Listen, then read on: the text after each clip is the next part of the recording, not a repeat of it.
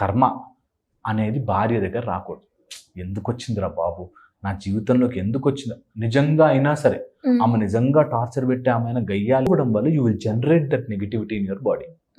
ఆ negativity generate అయ్యాక ఆమె మైండ్ ఇంకా ఇంకా పాడైపోతుంది.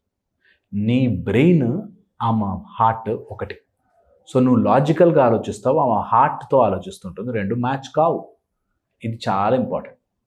ఓకే, సో చిన్న పిల్లల్ని చూసుకున్నట్టు చూసుకుంటే భర్త చిన్న పిల్లలు చూసుకున్నట్టుగా చూసుకోవాలి భార్యని. That's the best way to deal.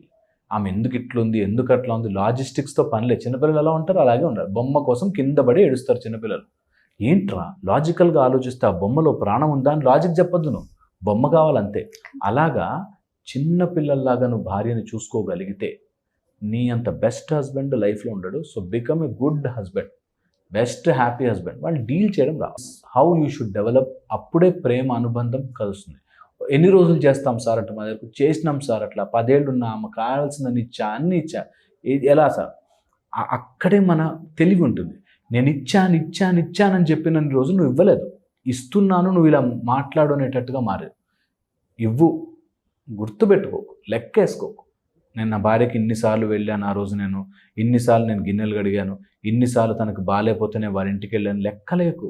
నీ భార్య పార్ట్ ఆఫ్ యువర్ బాడీ, అంతే. ఈ రాత్రి అనక పగలనక యుద్ధం నుండి రాత్రి దాకా కష్టపడి జీతం తీసుకోవాలంటే భయపడే లేకపోతే సిగ్గుపడే జాబ్ ఏదైనా ఉందంటే అది పెళ్ళని చెప్పు. మగాళ్ళకి మినిమం కామన్ సెన్స్ లేదు. భార్యకి, నన్ను నమ్ముకొని వచ్చిన భార్యకి కొన్ని ఖర్చులు ఉంటాయి, ఆమెకి కొద్దిగా పాకెట్ మనీ ఇద్దామని ఒక మినిమం కామన్ సెన్స్ లేదు.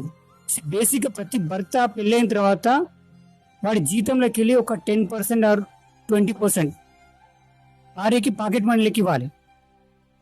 ఏది ఖర్చులకు ఇచ్చేది కాకుండా పాకెట్ మనీ 10-20% ఇవ్వాలి. అంటే ఇప్పుడు ఖర్చులకు ఒక 15,000 ఇస్తాం, పాకెట్ మనీ ఒక 5,000 ఇవ్వాలి. ఆ రెండు కలపొద్దు. పాకెట్ మనీకి ఖర్చులకి సంబంధం పెట్టకుండా అట్లా ఉంచాలి. ఎందుకంటే పెళ్ళైన తర్వాత కూడా ఆడపిల్ల, నీ భార్య ఖర్చుల కోసం, తన సొంత ఖర్చుల కోసం తల్లిగారిని అడిగిందంటే ఇక నువ్వు ఉండి దండగా సిగ్గుపడాలి నువ్వు.